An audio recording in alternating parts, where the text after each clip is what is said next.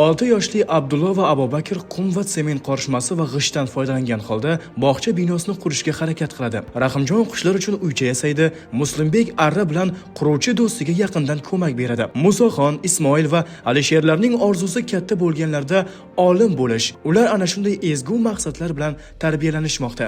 Biz bu jarayonlarni Yangiqo'rg'on tumanidagi 43-davlat maktabgacha ta'lim tashkilotida o'tkazilgan bog'cha va maktab hamkorligida bolalarni kasbga yo'naltirishning samarali usullari mavzusidagi viloyat seminari davomida tasvirga tushirdik. Mazkur tashkilot 2025-yilning yozida Qo'yi Qorapolvon mahallasidagi 7-maktabning bo'sh maydonida qurib foydalanishga topshirilgan. Bugun bu yerda 270 nafar bola tarbiyalanmoqda. Qariyb 8 milliard 800 million so'm mablag' sarflangan ushbu maskanda kichkintoylar uchun sifatli ta'lim-tarbiya olishning barcha zarur shart-sharoitlari yaratilgan. Undagi o'yinli ta'lim ilk qadam davlat, shuningdek tarbiyachilarning guruhlar kesimida tayyorlangan variativ dasturlari ustiga qurilgan. Ayniqsa bu yerda tashkil etilgan shaxmat, kurash, ingliz tili, mental arifmetika, raqs va rasm chizish kabi to'garak mashg'ulotlari yon qo'shni hisoblanuvchi 7-maktabdan biriktirilgan boshlang'ich sinf o'quvchilari hamkorligida olib borilmoqda. Bu esa bolani maktabga sifatli tayyorlashda qo'l kelmoqda.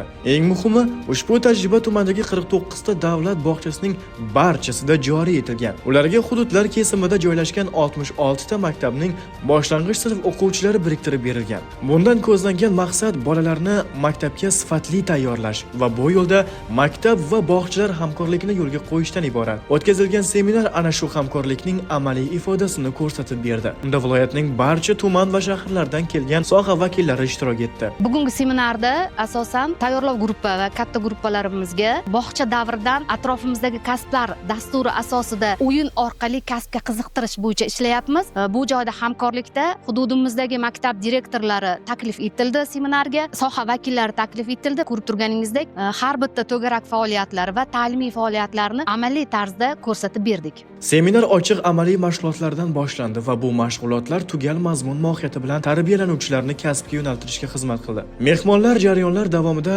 Navoiyni, chevar qizaloq, dehqon bolakay, sportchi, o'g'il qizlarni, rasm chizayotgan kichkintoylarni uchratishdi.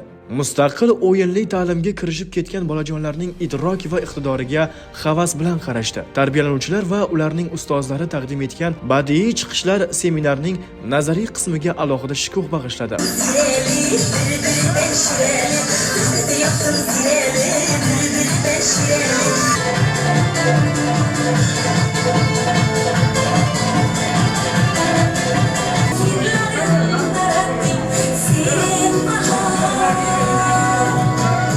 Muhokamalar chog'ida samimiy fikr-mulohazalar, takliflar, izhorlar va e'tiroflar aytildi.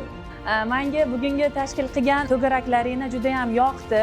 Ko'rdikki, 5 ta bizdagi rivojlantiruvchi markazi shundoq amaliy ifodalab olib chiqib qo'yilgan. Faqat u guruhlarda emas, tashqarida amaliy o'yin orqali tashkil etilgani juda ham katta e'tiborimni tortdi. Seminar menga juda ham yoqdi.